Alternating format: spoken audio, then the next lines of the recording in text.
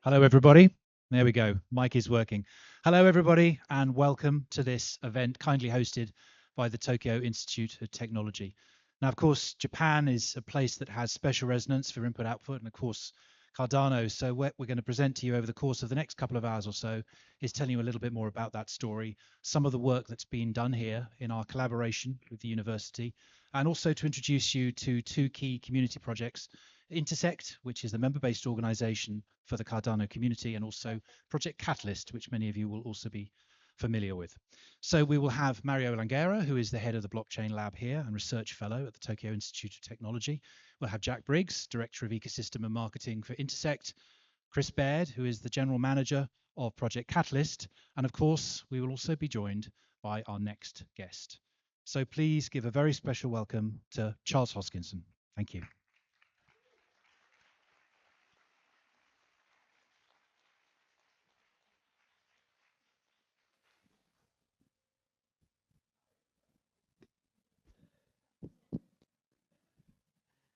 Thank you so much for coming. I always humbled to be here at Tokyo Institute of Technology. I was years ago over at MIT for a blockchain summit there, and I mentioned we had a lab here, and they said, "Oh, isn't that like the MIT of Japan?" And I said, "No, no, no, no, no. MIT is the Tokyo Tech of America." But this is a wonderful place, and it's actually one of our oldest labs. To give people some context, input-output's been around for almost 10 years now. And we started the Tokyo Tech Lab in collaboration in 2016, so about 8 years ago. And now we have labs at Stanford University, Carnegie Mellon University, University of Wyoming, University of Athens, University of Edinburgh, and a lot of affiliates throughout the world. We've published 223 papers with 168 scientists that we've worked with, over 10,000 citations in the portfolio. But some of the most interesting and best research that we've done is here at Tokyo Tech, as Mario will actually take you guys through. And what's really nice about being a distributed organization is you get to know everybody and you get to meet everybody. The academics here have had a chance to co-author papers with people in the United States, Europe, and all throughout the world, which has been a great honor because typically we don't get to co-author papers with people from Japan. So we really appreciate that. So my talk is a little bit about some of the things we've worked on and learned as an academic community over the last 10 years and some of the challenges that are before us in the blockchain industry. So it begins kind of in the 1970s. And in the 1970s, we started really for the first time ever seriously thinking about computer networks. So you had Vint Cerf and Bob Kahn, and you had the event of TCP/IP, and you also, for the first time ever, really started thinking around the concept of a distributed system. So back in those days, computers were quite large and typically were in just one place. And you couldn't really do a lot with a computer, but people liked them and they knew the future and the promise of it. So there was a broad discussion of, well, what if I have a network of computers together? And these computers want to collectively work on a problem. So we'll call this kind of a problem P. Okay, so they all want to start working on this problem P, and each of these computers have some collection of resources about them. So they have memory, they have storage, and they have compute power. And they're going to be over some form of a network. And one of the earliest problems, which was worked on by Leslie Lamport, was basically, how do we think about how these computers can work together collectively on something so that you get some sort of whole is greater than the sum of its parts? And the first issue was time. So you created this concept of the Lamport clock. And the basic idea is that because these computers are in different locations in the world, the issue is their perception of time is different. And if an event occurs, let's say it's over here, and another event occurs, and let's say it's over here, if you ask node A, hey, what's the ordering? Is it 1 or 2? They'll say, well, 1 happened first and then 2. If you ask node B what happened, it'll say, well, node 2 and then 1, just because of proximity. So who's right? This is one of the challenges of distributed systems. And this was something that Lamport studied, and he wrote a paper and did some foundational work that not only is some of the most cited in all of computer science, it won him the Nobel Prize of Computer Science, the Turing Award. So most of the solutions in practice throughout the 70s, the 80s, and even the 1990s typically involve saying, it's really hard in practice to try to make everybody equal in here. So what we're going to do instead is we're going to go ahead and pick a winner. So we're going to say maybe C is the winner. And they're going to be the keeper of time. They're going to be the keeper of the distributed system, a serializer, if you will. So if there's going to be a dispute between 1 or 2, the pairing, the ordering of it, we'll just ask C. And even though people may have different perceptions, that's the one that's going to make it happen. There's also this question of what happens if your actors lie? What happens if something is faulty in a process? Faulty behavior, or sometimes what we call Byzantine actor. So they purposefully lie, or something like maybe the hard disk fails. Can you think about the Googleplex, or you think about Amazon, or any of these things that involve millions of computers at any given moment, hundreds of hard disks and memory modules and CPUs and other things are going to have some sort of fault. Maybe the power went out or the hard disk failed, some issue. So a lot of consensus research was around optimization and fault tolerance, where the concept of the distributed system was that basically you had a pre-picked quorum. So quorum is just all these members, and a rough idea of your operating model. And they were asking questions like, okay, is the network synchronous, meaning everybody is bounded by something, or semi-synchronous, or is it asynchronous where there's unlimited bounds? And there was a ton of great theory that came out of this, like what is the fundamental limitations of this? For example, one very seminal result was the FLP impossibility theorem, which said in ordinary conditions, if you have an asynchronous network, you can never tolerate more than a third of dishonest actors. Lot of stuff like that. And really, this was more of an engineering than an academic discipline. It got pretty stale there for a bit. Then suddenly Bitcoin came out, and it changed things quite a bit. So instead of having this be a pre-selected quorum where you say, okay, I have 5 servers or 7 servers or 20 servers or whatever the heck have you, how about we change it so that we actually don't know how many people are participating? How about we change it also where you can do this over the general internet, and for the most part, it's in an adversarial asynchronous network. That's a very different, very special kind of operating model. And it's an operating model that wasn't really well understood in the traditional Byzantine resistance, the traditional distributed systems literature. And so it's no coincidence that it was kind of solved and discussed by somebody who wasn't integrated into academia to start. So in 2009, I'll use the other board because we can refer back and forth. Okay, so in 2009, kind of turned the whole distributed systems thing up on its head. Satoshi. All right, and there, instead of saying, okay, we're going to have a predefined set of consensus nodes, it's going to be dynamic. Okay, so you can just keep adding and adding and subtracting, and somehow the system can move forward. In addition to dynamic, you also have a much more hostile network condition. So typically, when you look at an arrangement like this, like it's the Googleplex or it's Amazon or it's a nice distributed system, most of these servers are probably going to be co-located with each other, or they're going to be in data centers with fiber optic internet connections. They're on 24/7, and they have pretty reliable maintenance. When we look at something like Bitcoin, Well, this can be your Wi-Fi router at your uncle's home.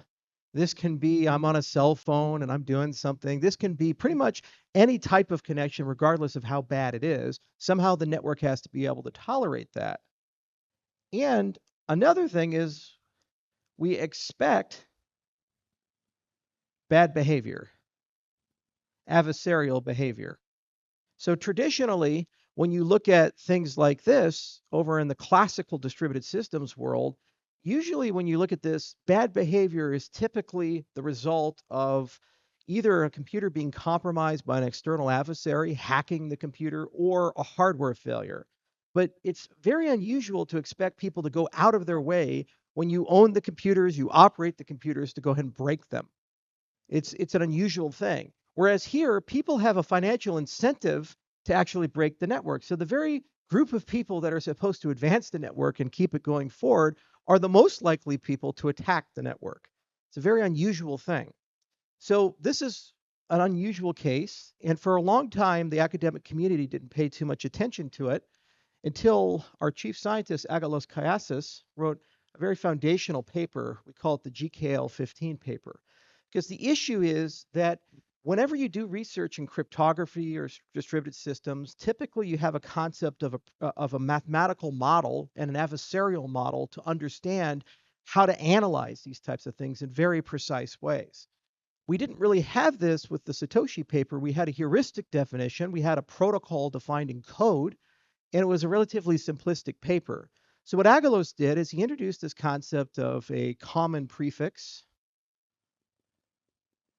He introduced this concept of a kind of consistency and growth.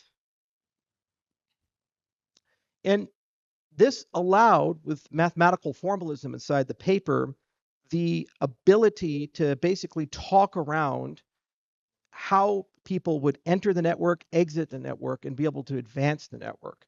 And because there was mathematical rigor behind it, and this, by the way, nearly has 2,000 citations, it became kind of the backbone on how we do security analysis as an industry. So actually, this paper was published right around the time the lab at Tokyo Tech was established. And so one of the first things we did when the lab got established here is we had many of the academics at the lab read it and say, moving forward, all the protocols that are going to be written here, let's try to use this formalism. So what's happened over the last 10 years has been that we've kind of talked around what are the consequences of these types of security properties?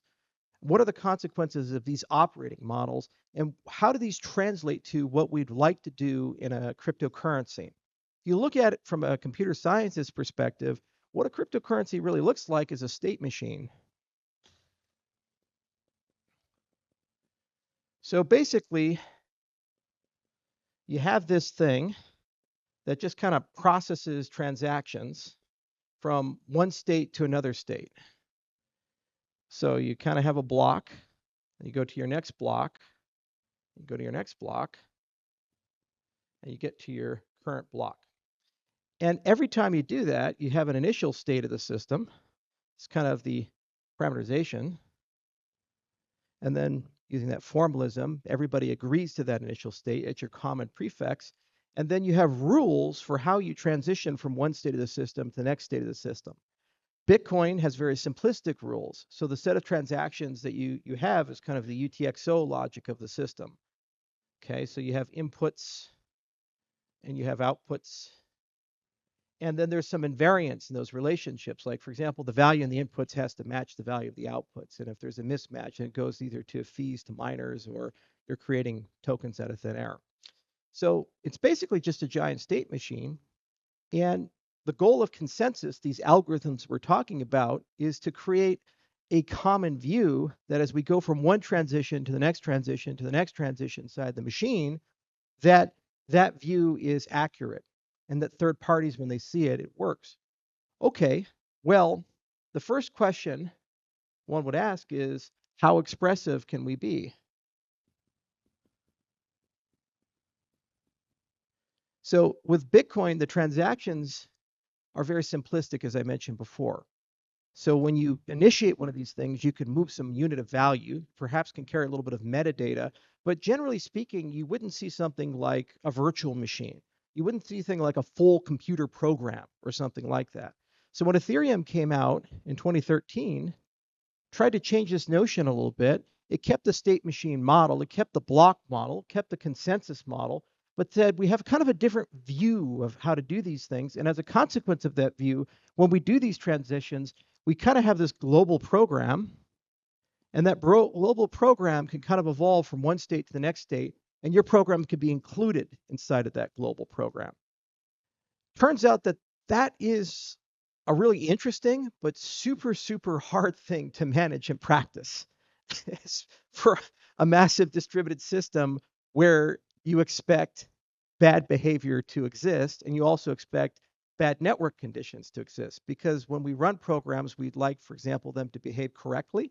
We'd also like high quality of service, and we'd like a low operating cost for these types of things. Pretty simple stuff. So the expressiveness and also cost and also security, these have become huge areas of open research. And a lot of the things that we've been thinking about as an industry have stemmed around how much action can we get per transition, per the clock of the system, and how expensive is it to do this, and what's the security, and also access. Who gets to do it? Do you have the direct ability to interface with this global computer, or do you have to go through some sort of intermediary to do that? So when you look at like layer 2 solutions or things that branch off of Ethereum or branch off of Bitcoin, in essence, you can kind of think of it as like layered state machines where you have something above it and you do some stuff with it, and then eventually it batches, and then that final commit gets done by some actor, maybe the maintainer of the layer 2 or the consensus of that. So it's machines within machines within machines within machines. So one of the areas of open research for our University of Edinburgh facility, because it's an expert programming language theory, is actually what type of accounting models make the most sense here. And we took UTXO, actually, the logic of this, and we extended it. So it's called EUTXO. And also, what can you do with the expressiveness of this system, and what type of formalisms and guarantees can we achieve with the expressiveness of this system?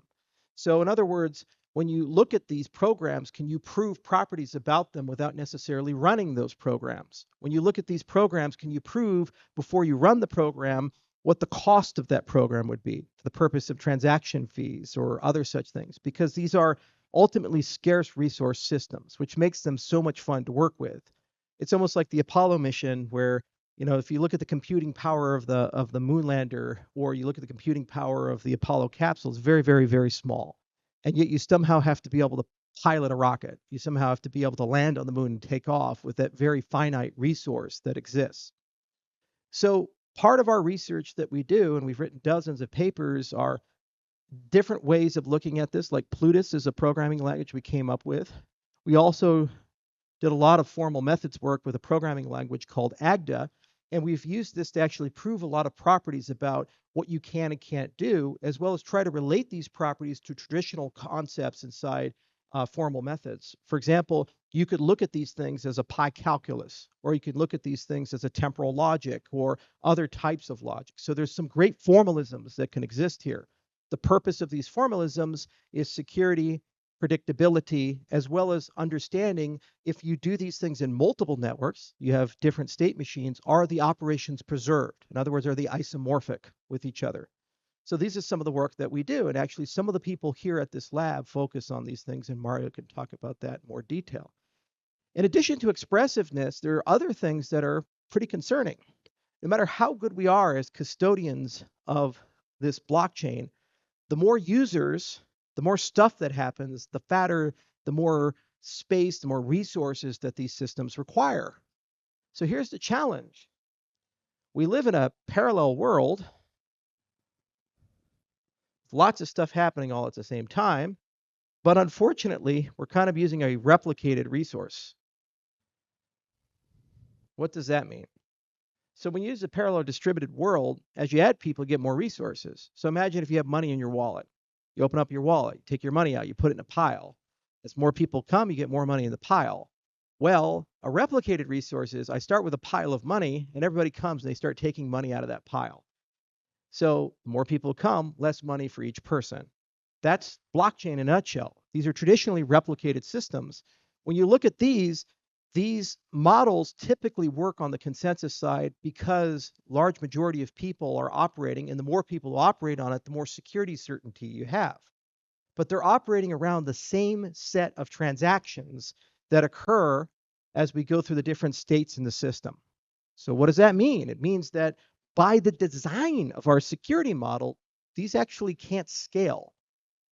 So another area of research is, how do we go from a replicated world to a more distributed parallelizable world? In other words, can we break this up in some way, in some notion, where maybe we have kind of a different way of looking at this, different block structures, different authenticated data structures, different things that can exist, and these allow some degree of parallel processing inside the system. But then when it collapses down, it looks from the outside as if it's a single state machine. So this is another area of active research that we've been playing around with, and actually we have some really cool results. One is Ouroboros Laos, where we actually do exactly that, where we kind of cheat a little bit and we invent kind of stacked systems.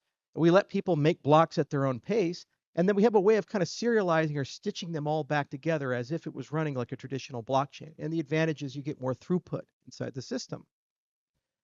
But the question then is, does that come at a sacrifice of your expressiveness or security guarantees inside the system? For example, could I use this in some way to front run a DEX or to manipulate a smart contract or other such things? And what level of formalism is required? Like, for example, can the canonical security model that we came up with, GKL15, many years ago, is that still compatible with this?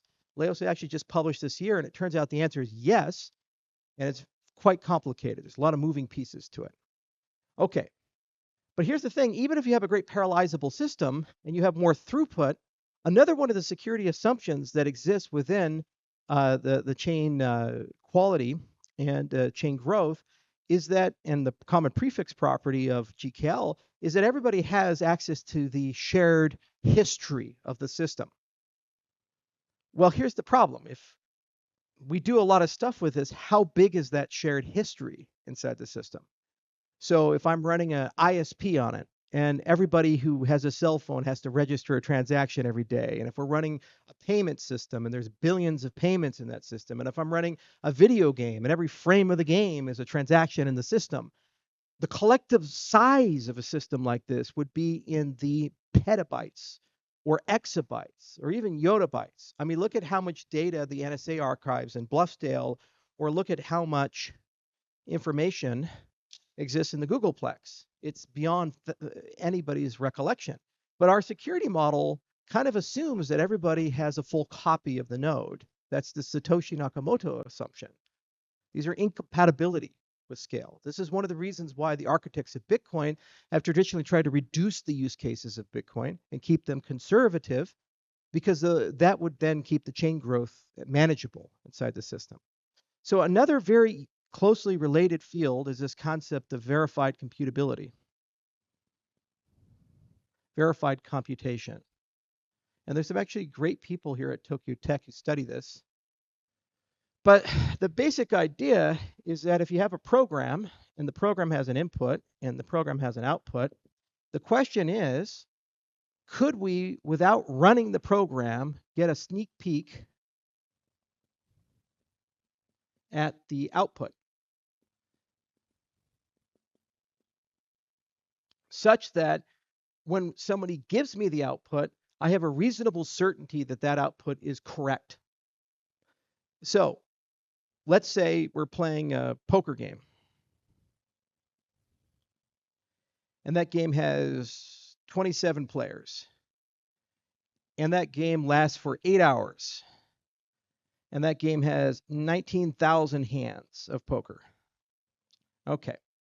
Now, when we started that game, there was an initial condition, and that initial condition was the initial decks of cards, and that was the initial chips that we gave to everybody. And then they played the game for 8 hours and 19,000 hands. And I give you the end result of the game. So I give you a list of the players, the 27 players, and their final balances. How do you know that that's correct? Well, the naive way of doing this would be what? You start with each hand and you walk your way through hand by hand by hand by hand by hand, and you come to the other side of it and you say, yes, the result that you gave me is correct. But what does that mean? You have to replay 8 hours of history and 19,000 games of poker. Does that make any sense? And it's the same issue here with the blockchain. When you look at these things sequentially, when we start here in our initial condition, the very beginning of Bitcoin, you can start January 3rd, 2009, block zero, and walk your way through block by block by block by block by block by block, all the way to here, 2024, September 11th. Wow. Not in America yet, though. So you can get all the way to that block. But to get there, what do you have to do? You have to run the program. You have to run the state machine, and you have to go from state 0 to state 1 to state 2. And that sweeping of the chain, as the chain gets larger and there's more stuff in it, gets more and more complicated, computationally expensive, and difficult. And it's just frankly untenable if you have a useful system that does billions of things. So if I have verified computation, maybe, just maybe, there's a way that I can look at the output, and because I have a technique to kind of sneak peek at the output from some knowledge I have of the game, if it's structured the right way, I can say, yes, that distribution you gave me is correct, and I don't actually have to run and replay the entire game.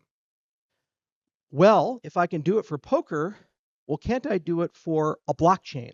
Can I do it for a structure like that? So there's a lot of people studying technology, and one of them that worked on here and other places is called Mithril. You see things like roll-ups. You see things like recursive snarks.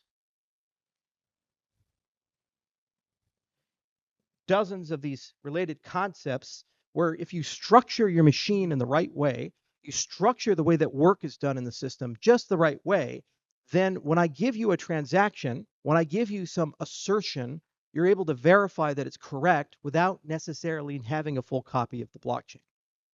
What does that mean?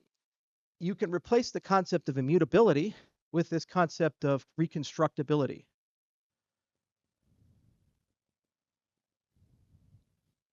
And reconstructability, verifiable reconstructability means that you don't trust people. When they give you something in the system, you're able to verify the thing you're looking at is correct without having to reconstruct all of history. You just reconstruct the things relevant to be able to prove what you're looking at inside the system.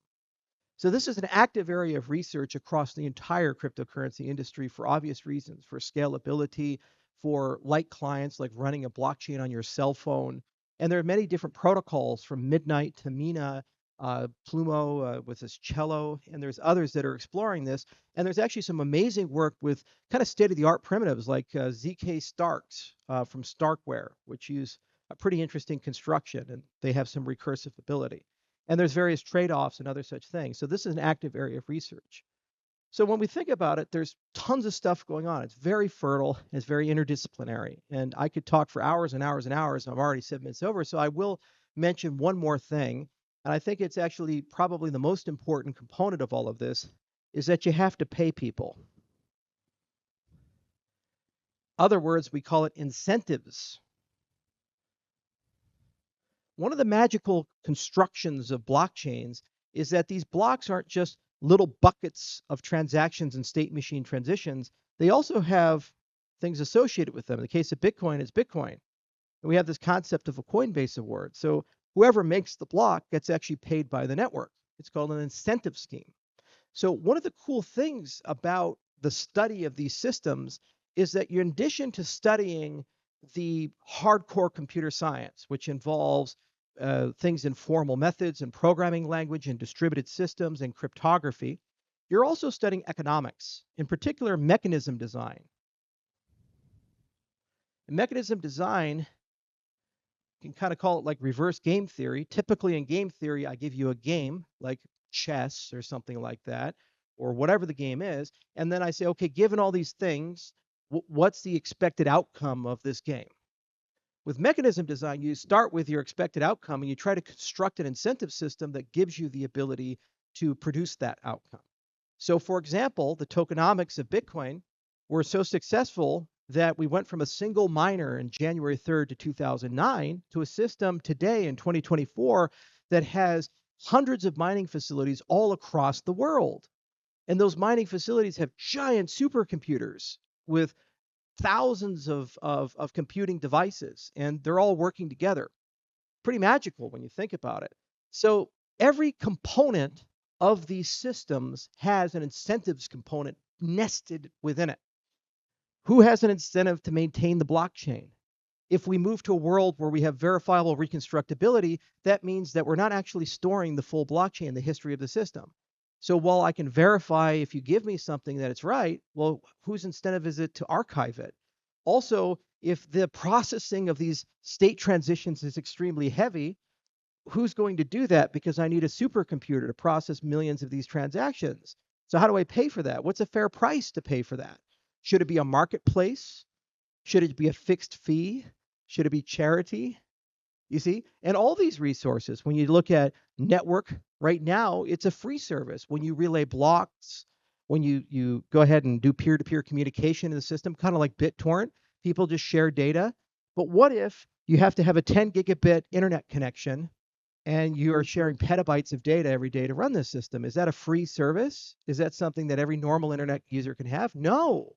So actually, the incentives components of these systems are what makes them tick at their core. And we actually even wrote a paper called Resource-Based Systems, which I'd highly encourage you to read.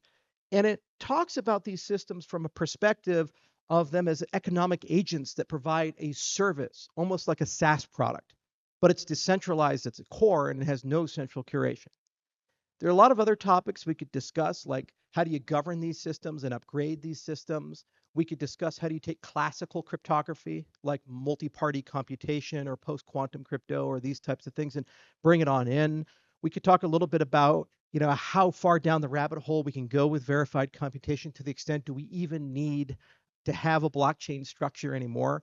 We could even talk about what would be the impact of quantum computers on these systems. The broad point, though, is that the research in this industry is tremendously interdisciplinary. So much so that sometimes we actually have difficulty knowing where to publish our papers.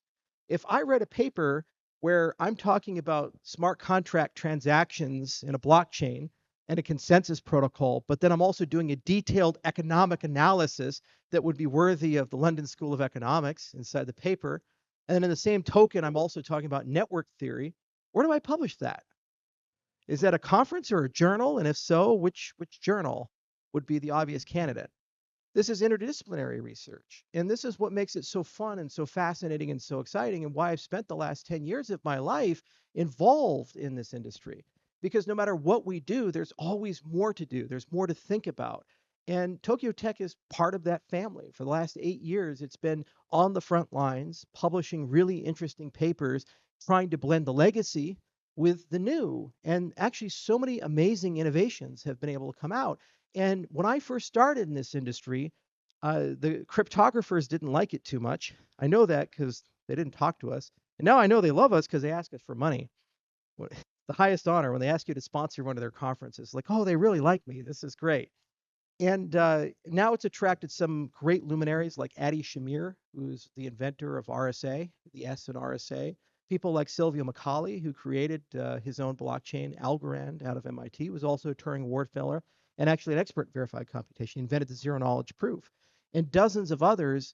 And so it's really become a very fertile and amazing field. And I was most proud when the United States had a competition to standardize post quantum cryptography, so the next generation of cryptography to protect our secrets, and in many cases, the secrets of other nations in the world.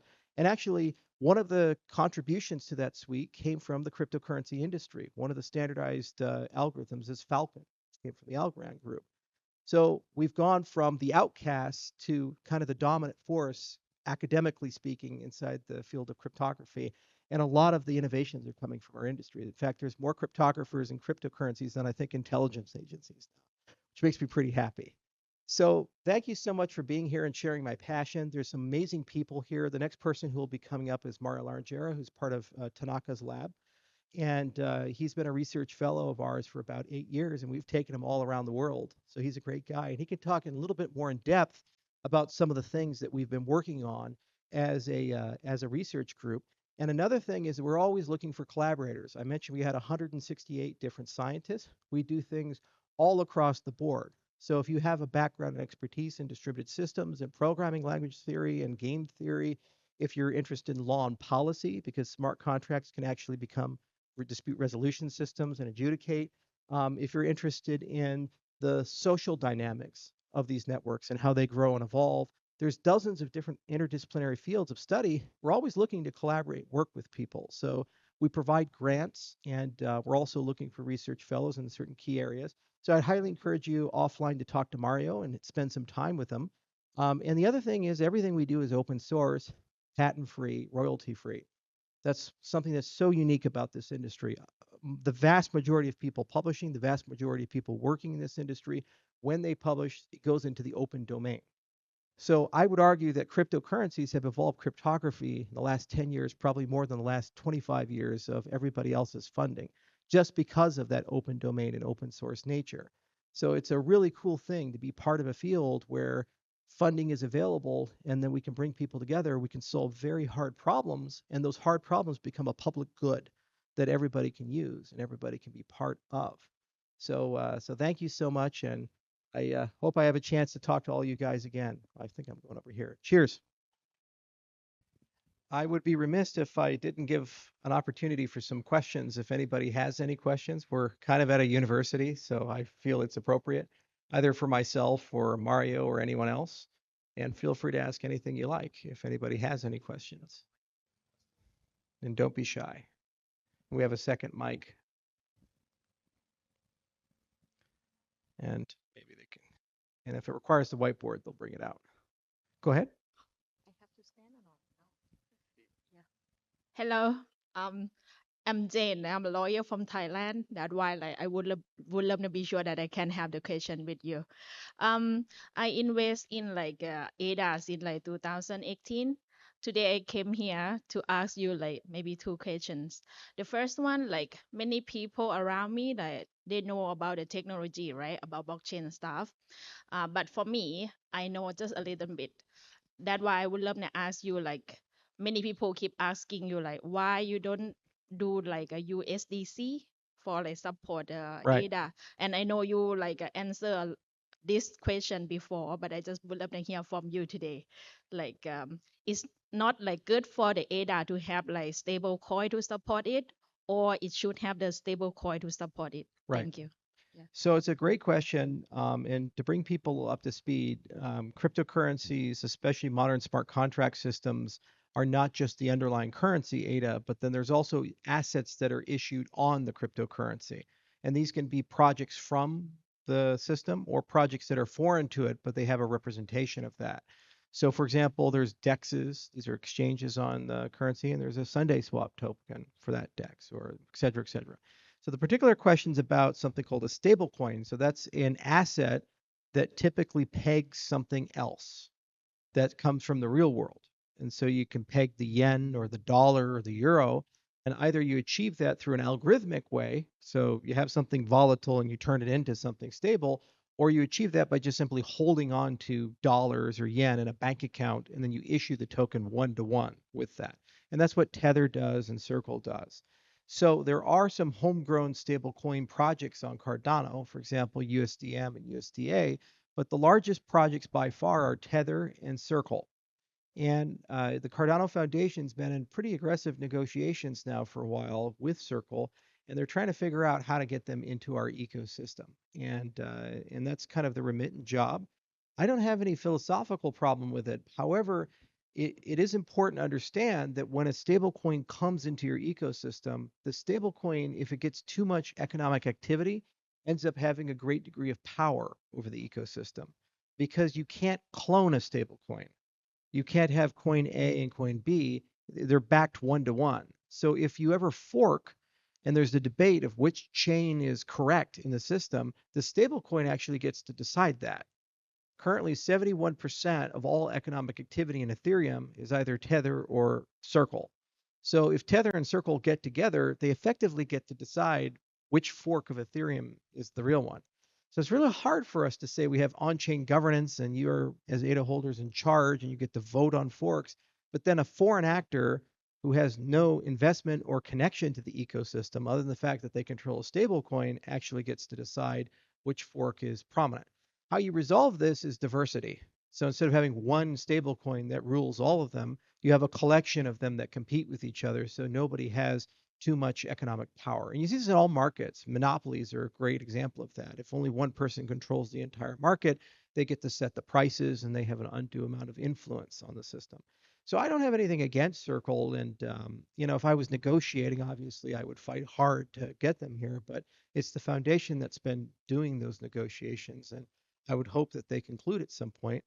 From our position, we've been working on alternatives. We work with a lot of the small stablecoin issuers.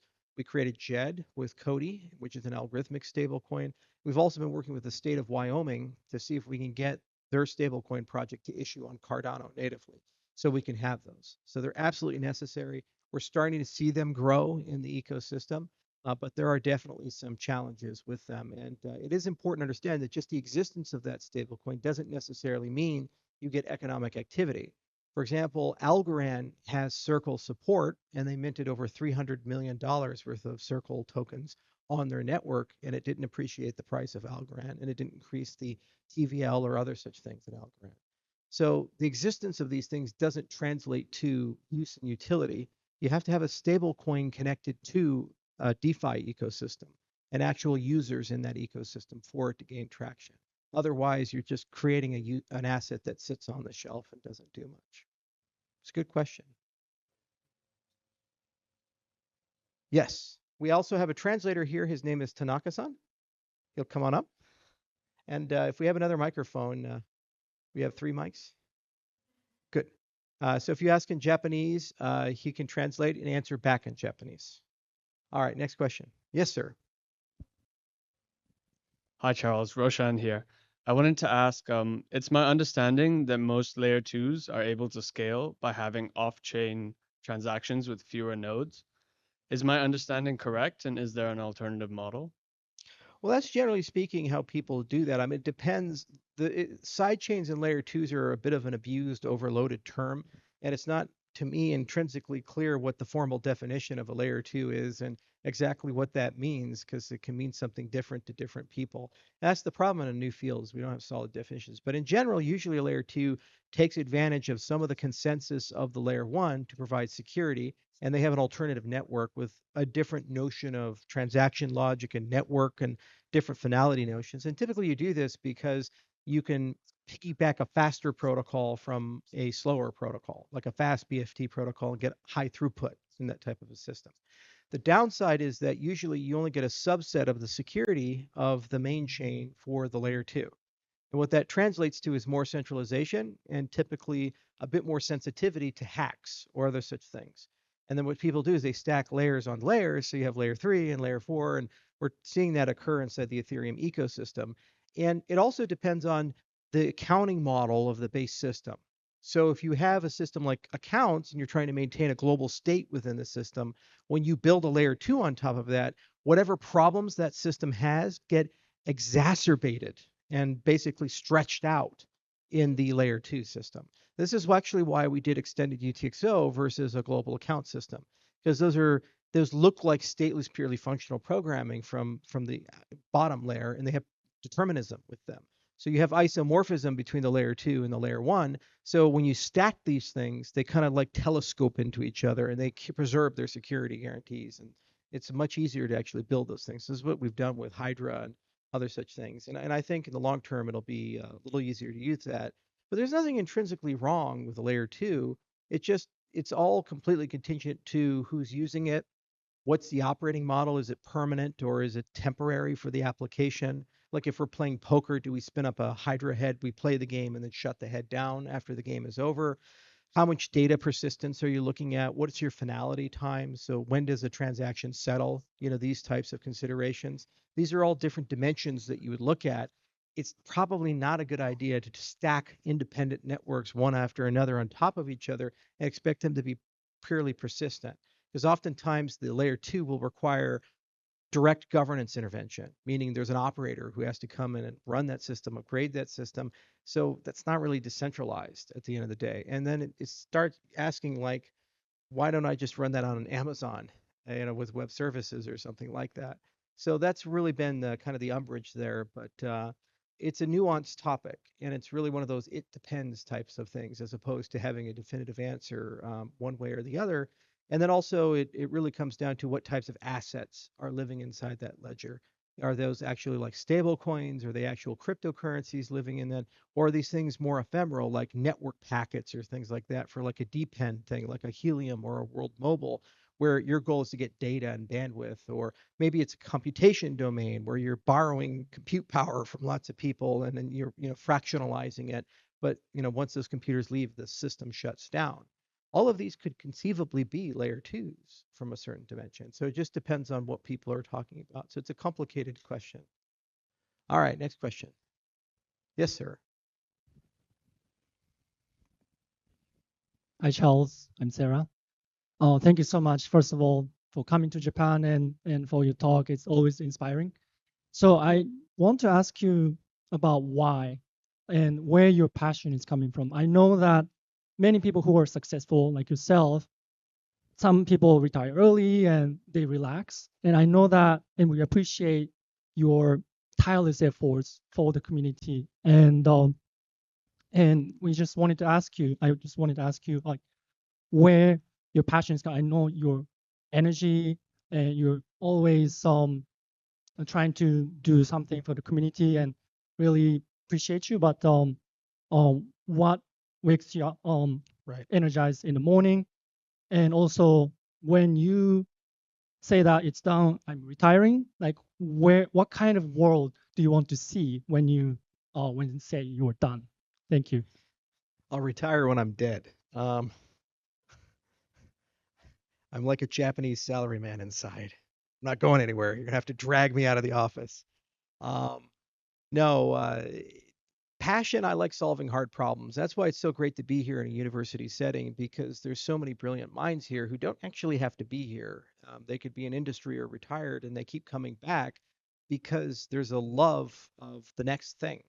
When we look at the research legacy of Cardano, for example, there were many incredibly difficult challenges, like formalizing what is a blockchain, and then solving the first provably secure proof of stake protocol, and then getting proof of stake to have the same security properties as proof of work. So when you follow that legacy of GKL to Ouroboros Genesis, from a certain lens, you would say we've achieved what we sought to do, which is make basically proof of stake version proof of work. Okay, well, are we done? No, because from doing that, 1,000 flowers bloom of different problems to solve.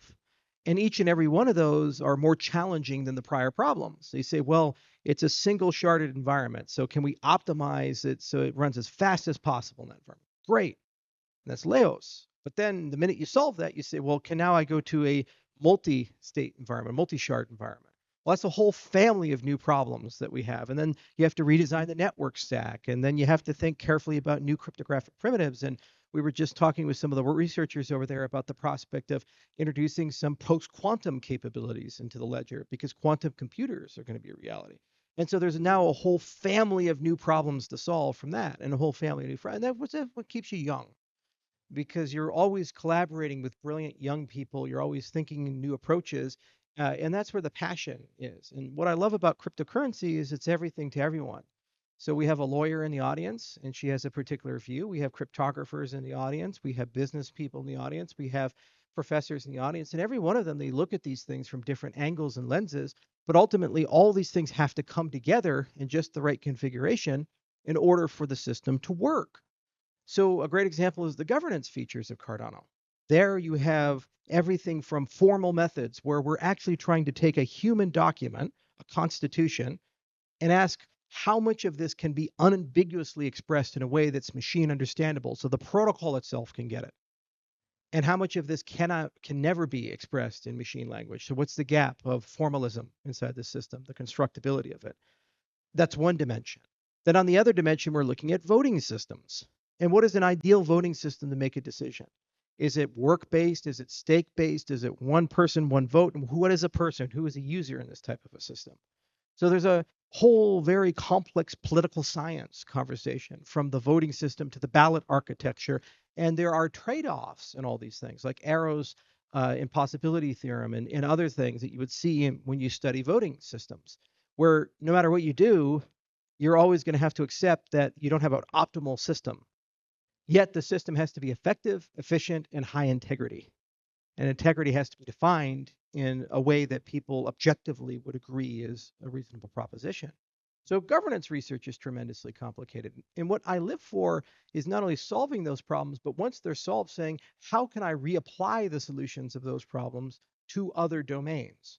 For example, if we solve governance with Cardano, could we then solve governance with the United States? And we don't have Trump versus Biden. Can we solve these problems? It would be fun to do that and be fun to change these things. Or I have another company, because I do interdisciplinary research. We do synthetic biology. We're currently genetically engineering plants, and we've gotten some plants to glow in the dark like a light bulb. It's called bioluminescence.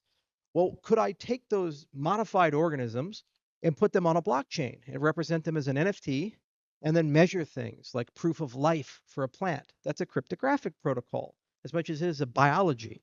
Could I build biocircuitry inside the plant so they glow at night but not during the daytime? Or they glow, for example, in the presence of a chemical like a contaminant or radiation or lead or something like that. So in the United States, we have 3 Mile Island. In Ukraine, we have Chernobyl. We have Fukushima here. Well, what if we could come up with an algae that if there's too much radiation in the water, it would actually glow red or something like that to alert people that there's a problem? Well, that's a problem. And we could track that on a blockchain. We could actually measure that as NFTs. We could look at that. So there's interdisciplinarity and there's synergy inside the technologies we do. And that's what gives me passion, is that every single thing we do, I always try to find interconnection points for those things. And what's cool is I get to collaborate with new people, which also keeps me very young. You know, because when I work in biology and I do synthetic biology, that's a very different type of scientist and a very different type of conversation and publication. It's a very different type of thinking than if I work with a mathematician, if I work with a computer scientist or a lawyer. And none of them are good or bad. They're different. And what makes life fun and exciting, and this is my advice to young people here in the audience, is try to integrate yourself into as many different ways of thinking as possible. When you're static and you don't move, you die. You know, you're stuck and you get rigid and your thinking gets rigid. If you take the time to look at the world from other people's perspectives and views, then suddenly the world is much more nuanced and colorful. You get much more insight and much more experience. And you also become a lot happier because you never are bored. There's always new things to do. There's always new approaches to go about. So I'm actually paradoxically in this state of my career far busier than when I started and I was young because I know a lot more. I have access to a lot more people, and my limiting factor is actually time. It's like every day is full. You get up at 5 a.m., you go to bed at 10, 11, you wake up at 5 a.m. again, you get 10, 11, and like every hour has something to do, and it gets a little challenging and tiring. Um, there are some things I wish wouldn't be the case.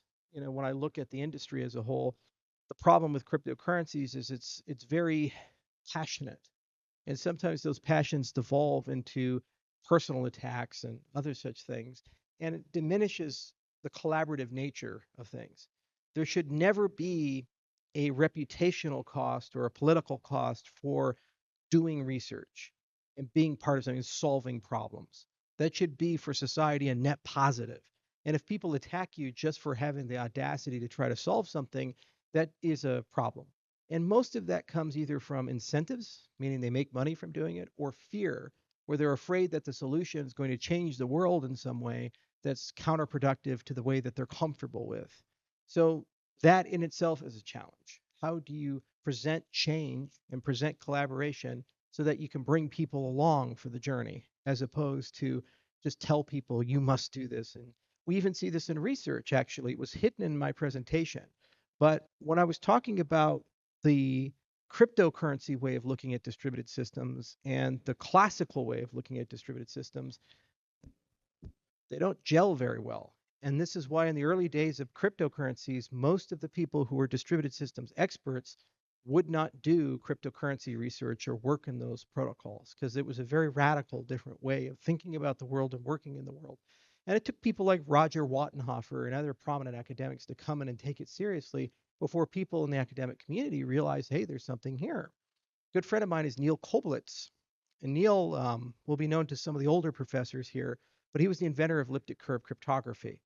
And Neil wrote a wonderful paper you should read called The Serpentine Path of Elliptic Curve Crypto. And it came out a few years ago, but he came up with elliptic curve crypto in 1985. And it took into the year 2003, 2004 for the academic community to fully accept it and say, yeah, we think this is interesting and there's real merit here, and actually start using it in practice. And he wrote in the paper the path that he had to go through to convince people that elliptic curves were awesome for cryptography. And some of the older cryptographers that grew up with RSA and these approaches, they had a lot more challenge adopting that. And can you imagine the frustration that you're a brilliant guy, you went to Harvard, you have a PhD, you've done all this amazing research, you write these papers, you know in your heart that you're right, that you have something that's unique and powerful, but then it takes a decade or two to convince everybody else that you're actually right. And that was rather fast for cryptography. Cryptographers are very conservative people. And so that's the nature of the game. And the worst possible thing you can do is lash out at people and get angry at them. The best thing you can do is just be patient and take the time to bring people along for the journey. It's why we built the labs the way we did. We have one in Tokyo and in Greece and Scotland and Wyoming with the cowboys and the hats and the boots. And then you have one at Stanford and Pittsburgh and all these places. And they're very different places and very different cultures, different languages, different way of approaching life. But they're all one family and they all work together. And because of that, we've learned how to basically be patient with each other and take the time to bring people along for the journey. And the most beautiful thing in the world is when it works, then you see all these people who you'd never normally talk to each other and work with each other, have a conversation for the first time ever, and then they create something entirely new that no one's ever seen before. And that's what changes the world. Okay, next question. Yes, sir.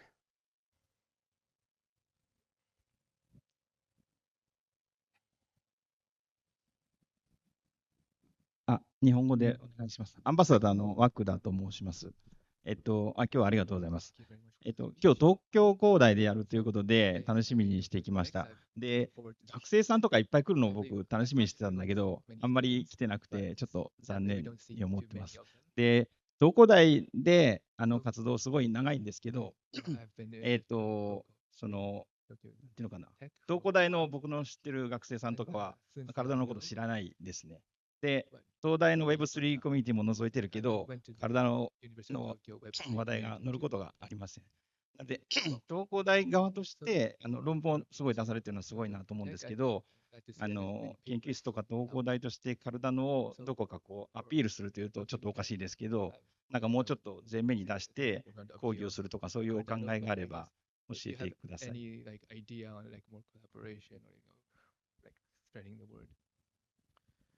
So first off, with students, having been one myself, as you have been as well, they're fickle people, and we didn't offer free food or other such things. So that's one of the currencies in these things, at least in the United States, and I assume it's the same in Japan. Oh, translate. Oh, they have the handset? Okay, good. So, but they come and they go. And when crypto is hot, a lot of people are here. Crypto's in a bear market, so less people come. But what's meaningful to me are the collaborations. And there's great graduate students and there's great visitors and others who have come throughout the years, the 8 years we've been here, and we'll keep growing that. In terms of increasing the level of collaboration, one of the things I would love to figure out would be to leverage the fact that Tokyo Tech is a world leader in quantum computing research and see if we can create some devices here. So start moving into the hardware side and look at creating a hybrid device that has quantum-like effects, but can be perhaps connected to classical computing. And the reason I want to do that is there's some very, very special protocols, in particular something called one-shot signatures that we created in collaboration with Princeton University. And basically the idea is it's a cryptographic signature that only can be used once. After you sign it, it's destroyed. And you get a guarantee it can't be cloned or reused. That's super useful for what we call quantum money. It's super useful for Africa. Why? Because you can have a money system that works like cash.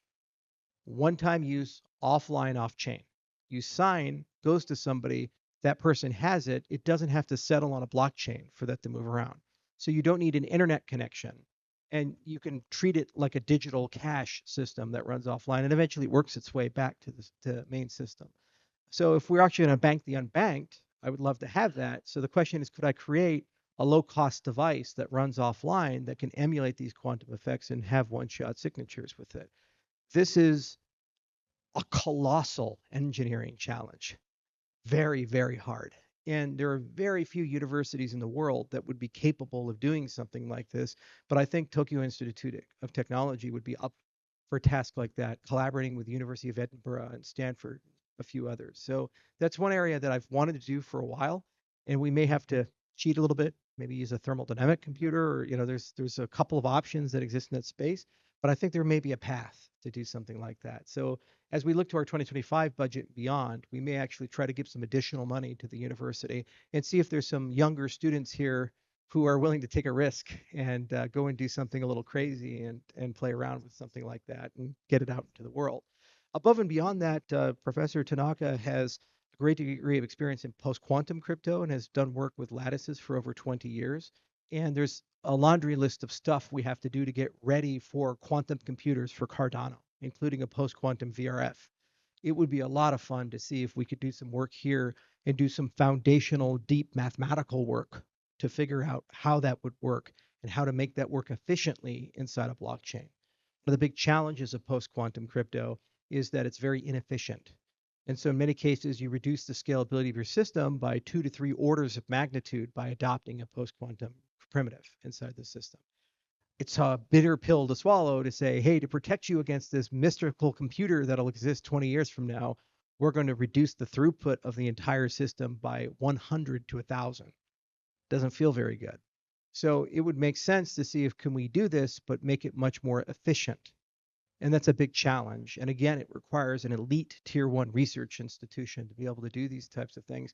And there's only maybe 5 or 10 universities in the world that have the talent to actually even approach a problem like this. And this is one of those universities.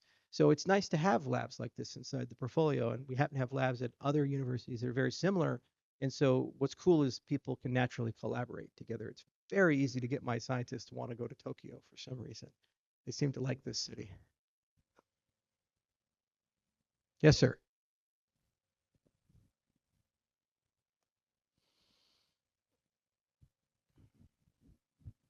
Hello, Charles. That's a cool shirt. Thank you. well, He's having coffee. This is something that happened to me 3 weeks ago. It was a malware attack, and I lost all my ADA. And this is regarding to an establishments that is whether that is coming to secure our wallets in a way like, yeah, it's very decentralized, and you lost your keys, you're responsible. That's like the rule, the nature of the how it is done. But there are people, and like we are talking about banking the unbanked, and Right. we cannot be so cautious all the time.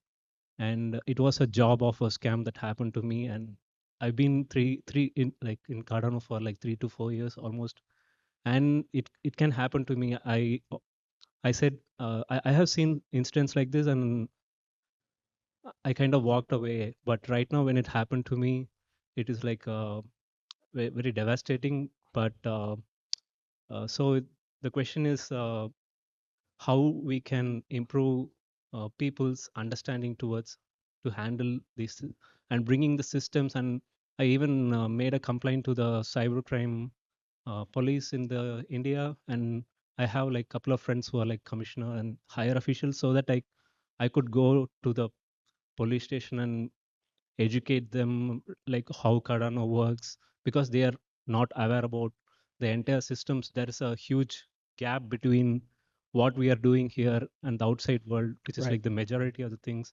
And are we going to bring like some kind of a global standard and kind of a committee maybe, so people can be like more literate about these kind of things, and probably a system that we can get back the assets. I know it's against the nature of the decentralized system, but so even when there is a hardware wallet, somebody can be like kidnapped and their funds can be Right. taken. So I feel like this is a kind of a overlooked topic so far. Like we are talking about so many different things, and this particular thing will be a bigger thing in the future because more and more people are like going to use cryptocurrency, and with the centralized banking system, we are like so much used to it. Like there is mobile OTP, Right. so those things are like acting as a bypass to stop the scams from happening.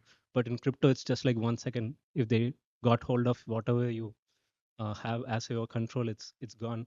So so I mean, I could go on and Right. elaborate this, but I think you got the gist of it. Like, Yeah, I get the spirit of it. First off, I'm sorry it happened to you. I mean, I've lost crypto too, and it's tough. You know, at one point I had over 50,000 Bitcoin, and I didn't sell all of that Bitcoin, and I didn't give it all away. I lost some of it. Well, I lost a hard drive and it had 800 Bitcoin on it, and I didn't care very much because Bitcoin was under $1. So I said, oh, well, you know, that sucks. Anyway, um, so I feel your pain. I really do. And we as an ecosystem are doing a few things. First off, input output joined an alliance with Hedera, Hashgraph, Algorand, and Ripple called DREC. And the whole point of DREC is decentralized account recovery. So basically, can we build wallets where we have tools that enable you, if you've lost your keys, to be able to recover your account? Those very same techniques could be applied on the other side and increase the level of security of your system to make it less likely that one can be hacked.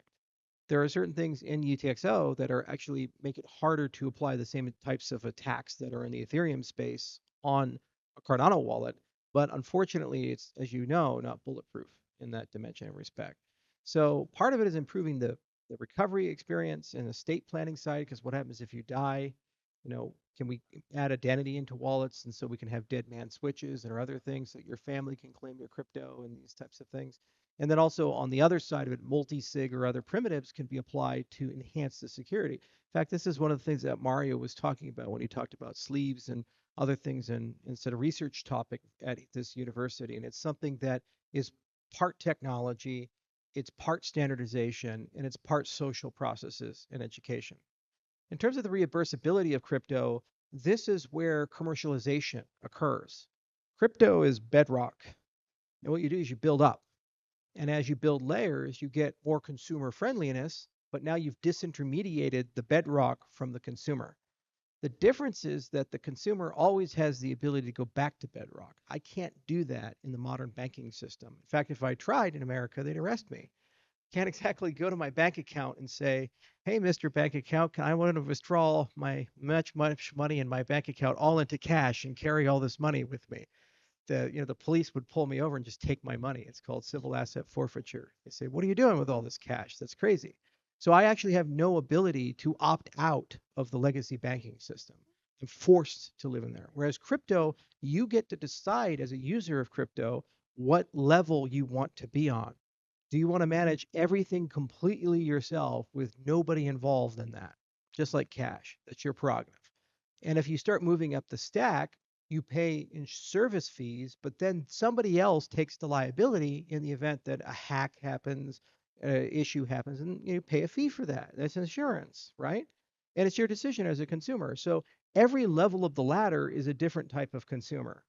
I like bedrock, so I'm at that level. Grandma is up here, and there's layers of social stuff that go up. So we as an industry have to build that ladder, and in the process of doing that, we actually get where we need to go. The other challenge is as we climb every level in that ladder of consumability is a regulatory step. Japan is actually a world leader in the regulation of cryptocurrencies. The JFSA created cryptocurrency regulations in 2016, right around when we created this lab during Golden Week. 8 years later, the United States is still debating and arguing about it. So you guys are way, way ahead of the United States in terms of cryptocurrency regulation. But that then has to be every part of the stack, the custody standards, the insurance standards, and all these other things. And as we walk that up, it gets more and more consumer friendly and easier for consumers to use it and easier for people to handle the event of a loss, just like you see with life insurance or health insurance or any of these types of things. Now, we as an ecosystem, we can invest in trying to build those products out, build those companies up that provide those particular types of services to people, as well as build capable technologies. Because I'm a bedrock guy, I focus on the protocols. And I know people in the financial service world who focus on higher parts of the ladder and taking care of those things. We will never achieve mainstream adoption and unless and until we solve the entire ladder, because it's not safe for the billions of people in the world to use. That's just a fact. So that has to be a focus of the industry moving forward. Because I hear a story like yours all the time, and in many cases, it usually involves me. And here's what happens. People take generative AI, they make a fake video of me saying, I'll give you ADA, send me all your ADA, and I'll send you twice as much back. People send that fake person the ADA. It's called a giveaway scam. And then somebody very angrily emails me and say, Charles, where's my ADA? Here's the transaction. I say, what the hell are you talking about? And they send me the video and these types of things. And YouTube takes the video down only after, like $1 million is lost or something like that. And it creates a lot of ill will, because the person who does that is not a 20-year-old Gen Zer with $5. It's a 61-year-old grandma who thinks it's real. And she loses $5,000, $10,000, a very significant amount of money in that process. And I have no power to stop that. And social media does this, and in some cases profits from it, because a lot of that content that's on YouTube and other places is sponsored. So they actually pay ads to get to the hands of people, and Google makes money from showing these things. So there should be a class action lawsuit for that. So I feel your pain. I really do. I see it every single day, and I wish there was a way to sort it out and solve it completely. But it's analogous to cash. If somebody steals your wallet, they steal your wallet. And it doesn't mean cash is bad. It doesn't mean you should stop carrying cash in your wallet. This is Japan. We like cash. It's a big thing here. But obviously, you have to think about layered security, and it has a different mentality. And the benefits outweigh the consequences. Every time you give people a little bit of freedom, they can do amazing things with that freedom. They also can do pretty terrible things with the freedom. That's why you give your kids the easy bake oven before you let them cook with gas. Because they can burn the house down or make good cookies. Who knows? All right. Next question. Thank you. Thank you very much. I'm really happy to be here today. By the way, my name is Mari, not Mario. Besides cryptocurrency, I'd like to ask you a question. Yeah, but I'm afraid it may sound really a little bit weird for all of you in this situation. But my question is, if I had a rare chance to visit Colorado, which season is the most beautiful, the best? So Colorado is one of the most beautiful states in the United States. We have a little bit of everything. We have mountains like Switzerland. We have beautiful forests. We have nice, beautiful plains. The Front Range is incredible. Most people who are tourists come to Colorado during the wintertime, and they go to places like Aspen and Vail for skiing. So if you like skiing, that's the time to visit. If you like mountain climbing and hiking and you like nature, the best time to come is late spring, early summer. And generally, you'll see a lot of incredible things. That's if you come for the nature. You come for the culture, you can come any season you want. And I'd highly encourage you to do the tour. So you do Colorado, Wyoming, Montana, and you just kind of drive north. And you see all the cowboys in Wyoming, and you have fun there. Go to Cheyenne and Jackson Hole. You see Yellowstone Park. And then when you go up to Montana, you kind of drive through, go to Big Sky, and then go all the way up to Glacier National Park. And it'll be some of the most beautiful scenery you've ever seen in your life, and very friendly people. And if you like steak, good meat. It's not Wagyu. It's a different kind of beef, but you'll like it. Any other questions? Yes, sir. Hi, Charles. Thanks for the presentation today. I have two questions.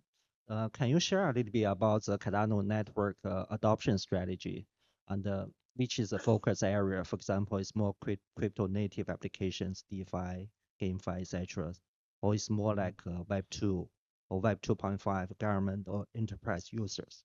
My second question is, from your perspective, and what is the main hurdle for the Cardano network adoption? Is a tech hurdle or is non-tech?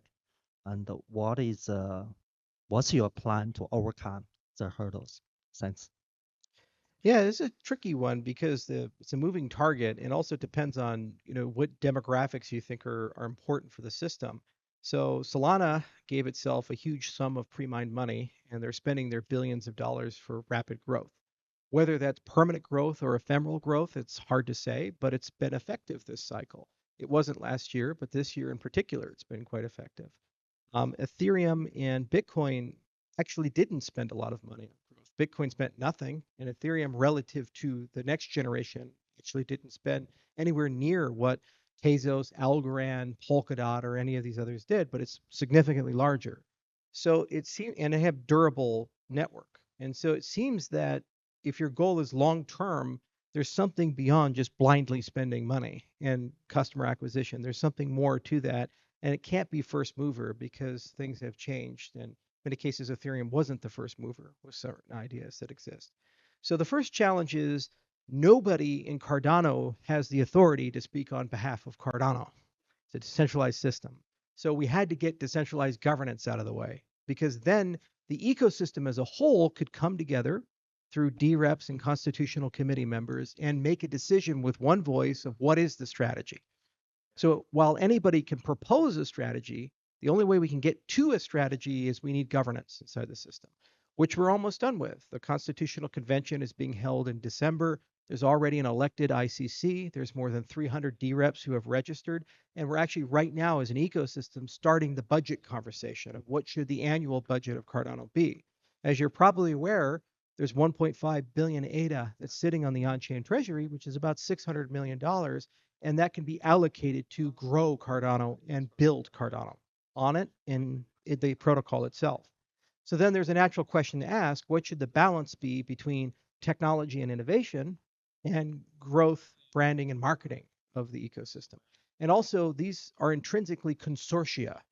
So it's not one company, but a collection of companies coming together with a strategy. So, for example, a big market of growth right now in cryptocurrencies is Latin America. Argentina, in particular, has 200% inflation. A lot of people in Argentina are very excited about the prospect of cryptocurrencies because the local money is not so good. Also, Malay has gotten rid of a lot of the government and he's rebuilding, and there's a discussion to potentially rebuild with blockchain. So there's 40 million people. It's a good market. We could potentially grow in that market. But what is the value of that market over Nigeria, which has 200 million people and is also rapidly growing in crypto adoption, or Vietnam, which has the highest by percentage crypto population of any country? I think it's well over 50%. You have some cryptocurrency exposure. Japan, by contrast, is less than 10% crypto penetration here, but more people, 120 million. So regionalization of strategy and verticalization is another question of what verticals matter. So there's traditional Web3 space like DeFi and these types of things, and there's a lot of stuff we could do there. I don't worry about TVL too much because it tends to grow organically, and I think we can get to the billions there, but there's still some questions about that. And then there's enterprise adoption as well. Part of our strategy early on has been integrating very tightly with Hyperledger, which is the largest enterprise working group in the entire world for blockchain infrastructure. There's over 300 companies there from Intel and IBM and Microsoft and many others, and about $6 billion worth of enterprise software in Hyperledger. And most of the Fortune 500 have used a Hyperledger product for their blockchain research that they've done. We currently have one Hyperledger project that came from Cardano. Tala Prism is now a Hyperledger project called Adentis. We could also move partner chains and other such things in that framework for these types of purposes. Okay, so what we're going to do is, now that decentralized governance is coming together, two coalitions are under construction right now. One is for development and research, which is made up of all of these development companies that are building on and building Cardano. The other one, which is being spearheaded at Intersect in the marketing committee, is the marketing, growth, and branding group. That coalition, a collection of companies. Both of them will come together and will propose a budget for 2025 to basically do that. And that budget will be based basically on a growth strategy to be ratified by the community. Now, it's decentralized, which means that every single member, including people in this room who are on the Constitutional Committee and the DREPs who have registered, get to have an opinion. So they get to look at that talk about that, argue about it, and make a decision. From one perspective, it's frustrating because it's slow and methodical, but from another perspective, it's actually exciting because it means you get to use everybody's brain. Okay, so it's not just my opinion or where I think we should go, but it's actually the ecosystem as a whole coming together, and they can kind of look around because some of our users are also Solana users, and also Ethereum users, and Bitcoin users, and Sui users, and Aptos users, and Tezos users, and some are meme coin people, and some are NFT people, and some are people in the scientific community, and they all see things from a different perspective. And so if they're all talking around this coalition and challenging it, what'll end up happening is the end product will be significantly stronger. And then whatever that is, it gets ratified and approved. There's accountability behind it, and people go and pursue it. For me, I would not think it's successful if it wasn't measurable. It has to have KPIs connected to it. We have to have the ability to say, okay, we're going to go from A to B. So if TVL, for example, is a measurement, it has to make commitments over an arc and say, we'll grow TVL from, I think it's around 300 million that we have right now to 500 or a billion or 1.5 billion. Transaction volume could be another KPI. We're at this level and we'll go to this level. User adoption, daily active users on Cardano wallets. That could be another metric, these types of things. The challenge as an industry is we haven't quite consolidated as an industry of what are some realistic and useful metrics. And what ends up happening is people who are good at stuff, they tend to emphasize that. Like Solana is a great example with raw transactions, where over 75% of them are not related to anything in the system and not real economic activity. But it's a good graph for them. So it's a front and center marketing that they do. Whereas others, they try to emphasize other things. And so this is the rub in all of that. And then the other thing is that there's some unique properties of Cardano that no one else in the ecosystem has, like our governance features, for example. And I think it's a shame when people don't really understand how special that is to be able to include everybody and bring everybody together. The same with the research. I mean, there really aren't any other blockchain projects that have this. If a Solana or somebody else showed up here, they would be trying to sell you guys something. We don't. We're actually here to talk about work we're doing and things we've built and the collaborations that we have. And we're inviting people to collaborate with us. We actually are asking you to write research papers. You would never see that from any other cryptocurrency. It's a unique part of our culture. But what does that mean? It means we have a decentralized brain as an ecosystem.